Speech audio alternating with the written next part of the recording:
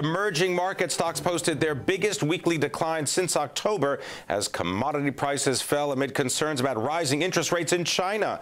Also worries that the U.S. bank reforms could slow the recovery here in the United States. Now, my next guest says this is the time, though, for investors to look to Eastern Europe. Specifically, let's look at Turkey, Hungary, as well as Russia.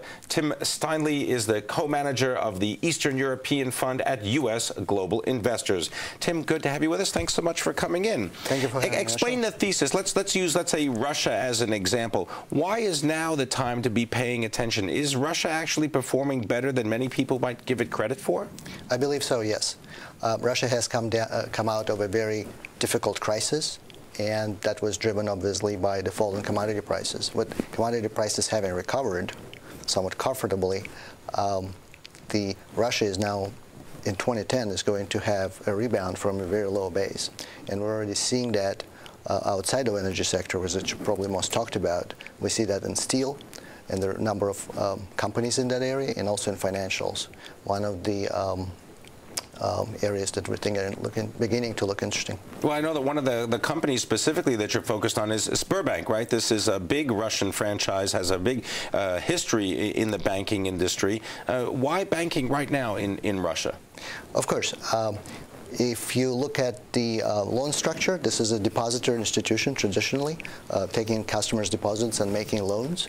And now that the corporates have easier time paying back those loans, the NPLs will turn sometime mid-year, and provisions are already beginning to be taken into account that they will decline as well, and that will create earnings. Also, Russia is the last out of the BRICS that's still cutting interest rates going into 2010, and so the margins will expand because of that decline. All right, so interest rates declining, margin expansion for the banks because they're going to be able to take advantage, I guess, of the yield curve, much in the same way that banks in the United States are taking advantage of it. And Russia is still a very underpenetrated market in terms of actual loans. They're only 10% of GDP, which is a so the increase in loan portfolios as well. Absolutely. All right, so watch Sberbank in Russia. Let's talk about what's going on in Turkey, if we can.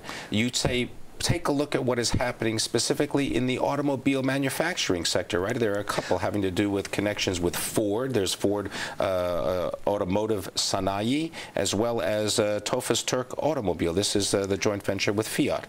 That's right. The sales of cars in 2009 were encouraged through October by government's incentives. There was a waiver for the value-added tax, and a lot of analysts expected that a lot of demand will be pulled forward by that, and the sales will decline. But again, did that indeed happen? No. In December, the sales were up 112%.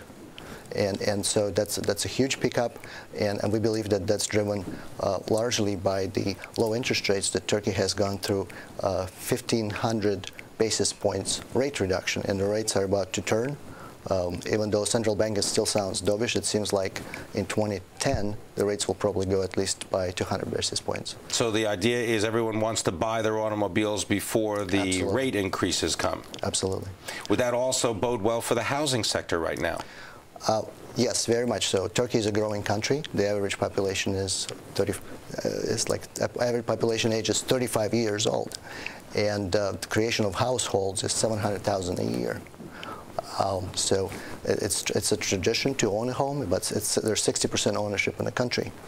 So that bodes well actually for banking sector in Turkey as well. All right, so banking, automotives, as well as the housing sector in Turkey in advance of this increase in interest rates. That's right.